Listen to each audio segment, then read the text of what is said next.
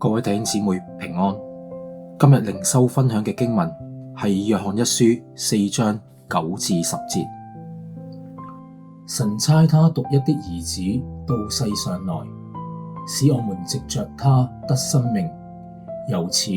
神對我們的愛就顯明了，不是我們愛神，而是神愛我們，差他的兒子為我們的罪作了贖罪祭。這就是愛。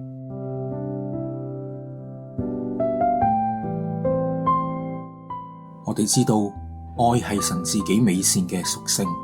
喺聖經入面有2次提到神就是愛。呢2次嘅宣告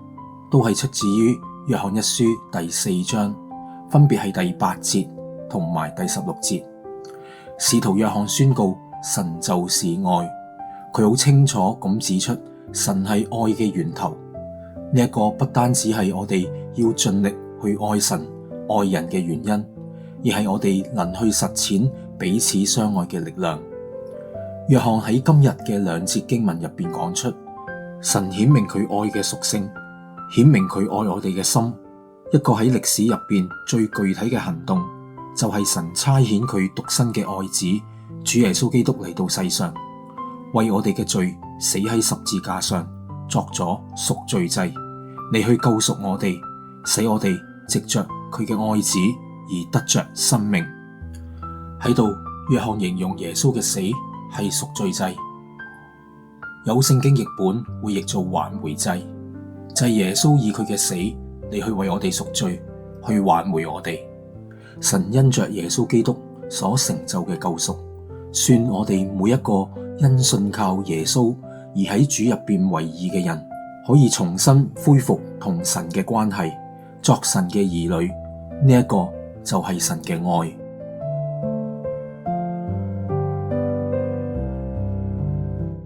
我喺自己嘅生命入邊，曾經有2次好深刻咁樣去經歷神嘅愛，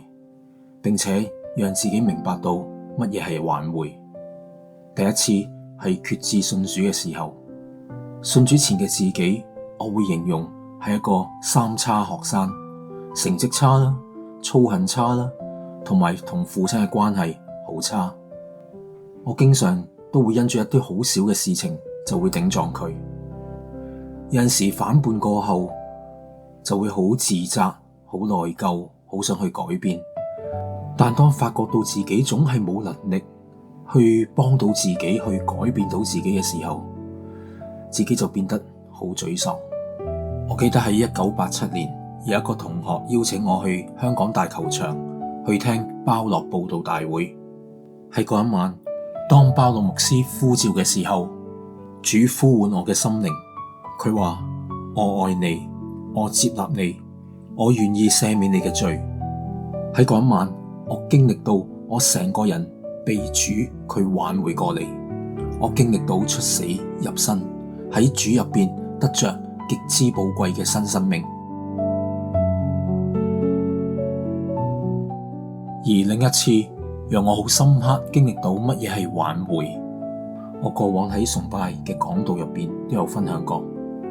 就係自己喺出嚟做嘢嘅時候，仲係喺中學教書嘅時候，有一段好長嘅時間曾經離棄咗主。當時嘅我外表會如常咁每周好穩定咁樣去返教會崇拜，同弟兄姊妹喺一齊嘅時候，亦都會同佢哋一齊去祈禱，去睇聖經。不過自己一個人嘅時候，我就唔會去親近神。我當時同主嘅關係其實係好疏離，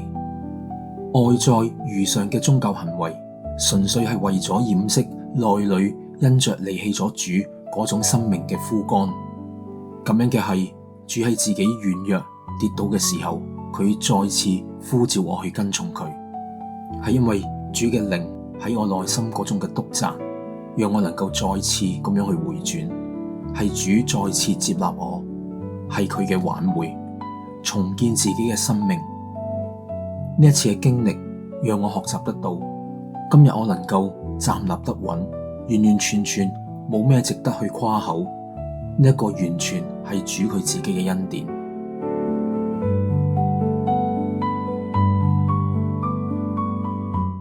不是我們愛神，而是神愛我們，差他的兒子為我們的罪作了贖罪祭，這就是愛。神並唔係喺我哋信服佢，喺我哋愛佢嘅時候嚟去愛我哋，而係喺我哋悖逆佢、犯罪得罪佢，喺我哋唔可愛嘅時候，差遣主耶穌基督嚟去挽回我哋，嚟去愛我哋，嚟去為我哋去贖罪。係神先愛我哋，係佢先向我哋去顯明佢愛嘅屬性，我哋先至明白咩係愛。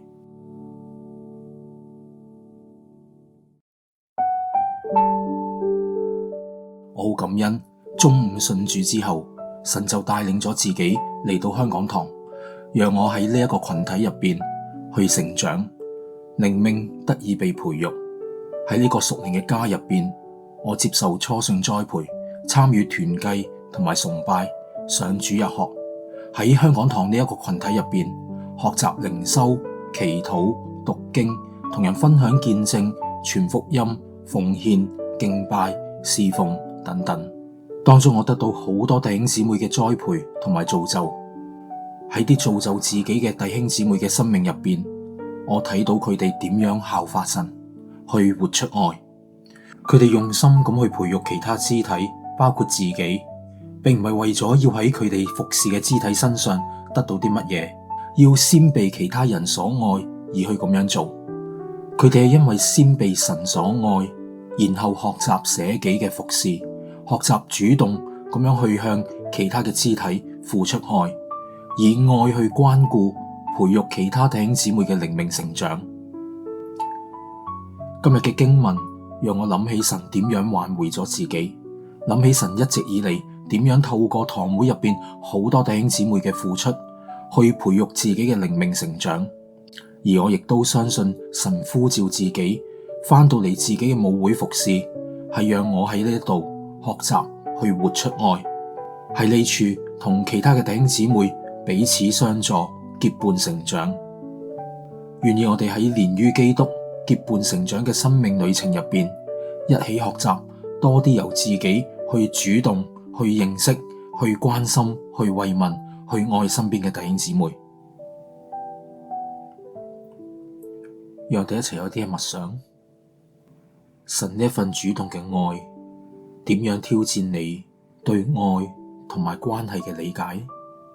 你係咪常常喺人際關係入邊期待先被愛，然後先至願意付出愛？有邊啲時刻你感受到神嘅愛喺你身上運行？